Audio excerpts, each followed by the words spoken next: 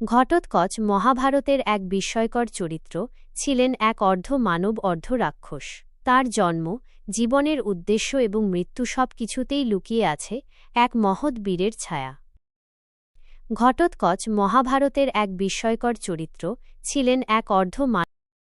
যখন পাণ্ডবরা লক্ষাগৃহ থেকে পলায়নের পর বনে আশ্রয় নেয়, তখন তারা এক রাক্ষসী হিড়িম্বার অঞ্চলে পৌঁছায়।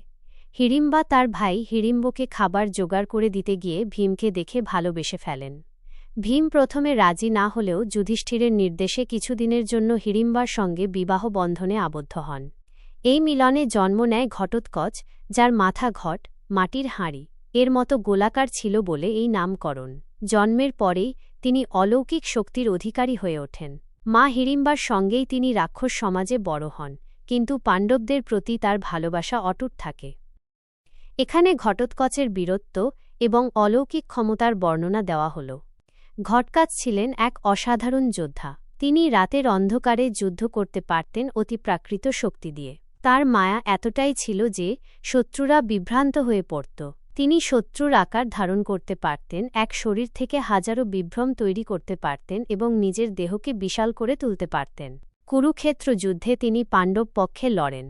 বিশেষত এক রাতে কুরুপক্ষের বিরুদ্ধে তার ভয়ঙ্কর তাণ্ডব শুরু হয়। তার মায়া এবং শক্তির সামনে কৌরব সেনারা অসহায় হয়ে পড়ে। দুর্যোধনের আহ্বানে কর্ণ তাকে থামাতে বাধ্য হন। ঘটোৎকচের অবিশ্বাস্য শক্তি দেখে কর্ণ অত্যন্ত চিন্তিত হন।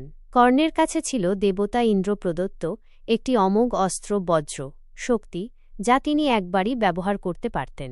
এটি আসলে ছিল অর্জুনকে হত্যার জন্য সংরক্ষিত। কিন্তু ঘটোৎকচের তাণ্ডব দেখে কর্ণ বাধ্য হন সেই অস্ত্রটি তার ওপর প্রয়োগ করতে। ঘটোৎকচ জানতেন এ অস্ত্র থেকে রক্ষা পাওয়ার উপায় নেই, কিন্তু তিনি নিজের মৃত্যুকেও এক অস্ত্র বানিয়ে ফেলেন। যখন বজ্রাস্ত্র তার দিকে ছুটে আসে, তখন তিনি নিজের দেহ আকাশে বিশাল করে তোলেন, যেন তার মৃত্যুতে আকাশ থেকে পড়ে কৌরবদের হাজারো সেনা পিষে যায়। এভাবে ঘটোৎকচ নিজের প্রাণ দিয়ে অর্জুনকে রক্ষা করেন এবং কৌরবদের এক বিরাট ক্ষতি করেন। ঘটোৎকচ কেবল একজন রাক্ষস বা যোদ্ধা ছিলেন না, তিনি ছিলেন এক আদর্শ পুত্র, বিশ্বস্ত সৈনিক এবং আত্মত্যাগের প্রতীক।